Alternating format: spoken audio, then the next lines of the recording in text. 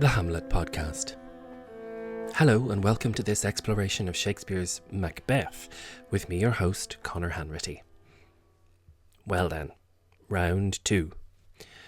I started the podcast in 2017 because it intrigued me. Hamlet, this great masterpiece of dramatic literature, just didn't seem like a play I wanted to direct. 182 episodes later, I can happily report that the play has changed my life, and the time will certainly come, soon I hope, for me to direct it with great zeal.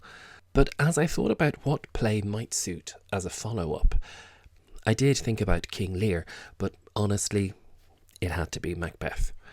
Macbeth was the first Shakespeare play I got excited about. It was the one I did for the Leaving Certificate, Ireland's state exams at the end of secondary school. And it's also the play that made me want to be a theatre director. I got so frustrated in class as we had to craft answers to things like discuss the use of animal imagery in the play, when I wanted to be talking about the extraordinary characters and relationships and crimes and twists and drama and, yes, witchcraft of the piece. It's a play that demands to be performed. It's not a text really to be read. It's perennially popular, and of course it's swathed in rumours and tragedies and curses and superstitions. So I think we'll have plenty to talk about. I've seen more productions of Macbeth than any other Shakespeare play, both on stage and on screen. It's possibly my favourite play, although picking favourites makes me nervous. But it's a great one, and I'm very excited to get started on it with you. This time around, we'll make our way through a little differently. We'll cover up to about 30 lines per week, and so perhaps the episodes will be a few minutes longer, but not much. If a scene is less than 30 lines, we will cover it in a single episode, and this will be the case right now. We will have a lot to discuss in the way that this play was written well into the reign of King James I, the 6th King James of Scotland. This was a man who was utterly obsessed with witches, and with their eradication from his good Christian realm. Much of the play feels, as we will discover, as though it was written to entertain and intrigue the king, not least with its being set in Scotland and with its startling opening.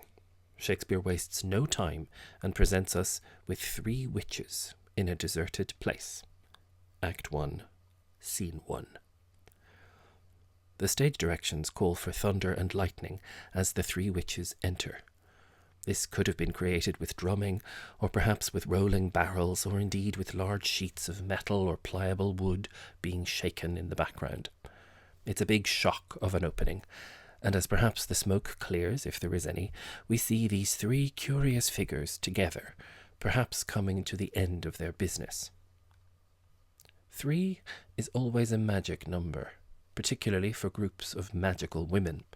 The Gorgons, the Fates, the Graces, the Norns in Götterdämmerung and in Scandinavian mythology, you name it. From ancient Greece to Hocus Pocus, powerful groups of theatrical witches come in 3s. Shakespeare's 3 are among the most famous, and their language is endlessly quoted and discussed. The first witch asks, "When shall we 3 meet again? In thunder, lightning, or in rain?"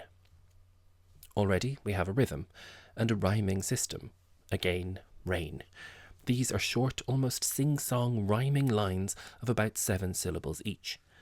The first witch, perhaps secretary of this supernatural board meeting, is tying things up and wondering where their next meeting might be.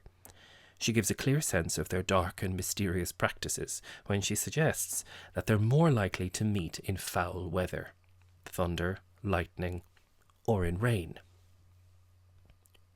The second witch answers, "When the hurly-burly's done, when the battle's lost and won." To our contemporary ears, hurly-burly sounds like a fairly silly word.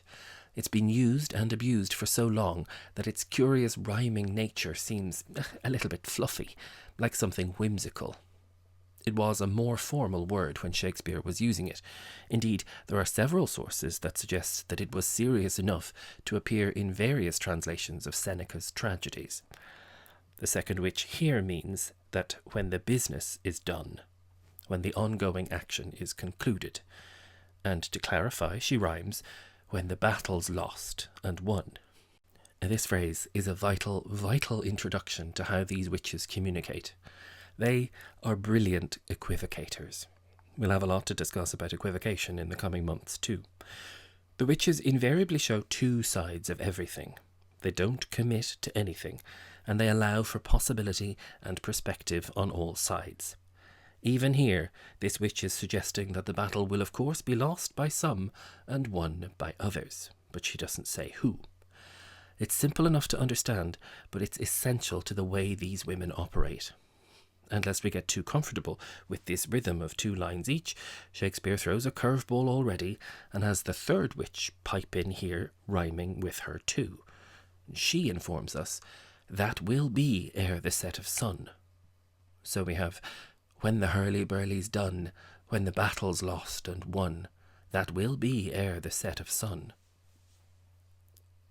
So we could believe that this battle that they've mentioned will be over today and that they'll be meeting again before the sun goes down.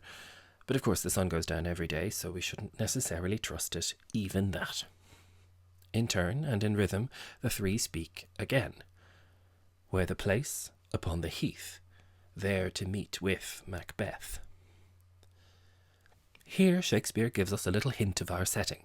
We are in Scotland, and so these witches in this bad weather will be out meeting on a heath. And at this next meeting, they'll meet with Macbeth. I know it's a tiny thing, but that's what we're here for. The first witch was wondering when they'd meet again, and now the third witch says that they'll meet with Macbeth. In Shakespeare's usage, to meet with someone was quite an adversarial thing. You'd meet with enemies in battle, and so on. So there's an ominous shade to the way these witches are planning to encounter the title character. They meet each other, but they meet with Macbeth. Whether we've registered this or not, we now get some spooky little details designed to prove that these are witches and to show King James or any other witch fanatics that Shakespeare knows his stuff. Again in order, 1, 2 and 3, the 3 figures cry out, "I come, Grey Malkin. Paddock calls, anon." This makes absolutely no sense to us now without context, but what Shakespeare is showing here is that these women are all under the spell of the devil. A sure sign of a woman being a witch was that she would have a familiar, some demon animal that would help her to communicate with the supernatural. Here, all 3 ladies, seemingly out of nowhere, are heard answering a kind of call. "I come, Grey Malkin." She's answering, "Yes, I'm coming." This was apparently a cat, a very common breed of familiar. The second one says, "Paddock calls." This is the second witch's familiar, and Paddock was a toad. The third witch doesn't identify who's calling her, but, like a good Shakespearean servant, she replies simply with anon, something like, "I'm coming, yes, I've heard you, and I will do what you bid." The 3 witches, before they do go, wind up their charms with a final couplet, spoken by all 3 of them. "Fair is foul, and foul is fair.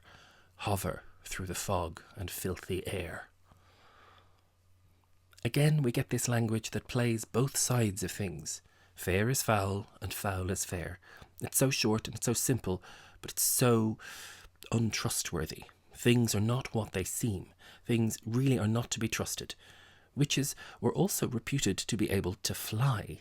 So when they end this opening number with this line that follows, we're left wondering if they actually can fly or hover through the nasty, gloomy air on this Scottish heath. As opening scenes to a play go, this is pretty brilliant.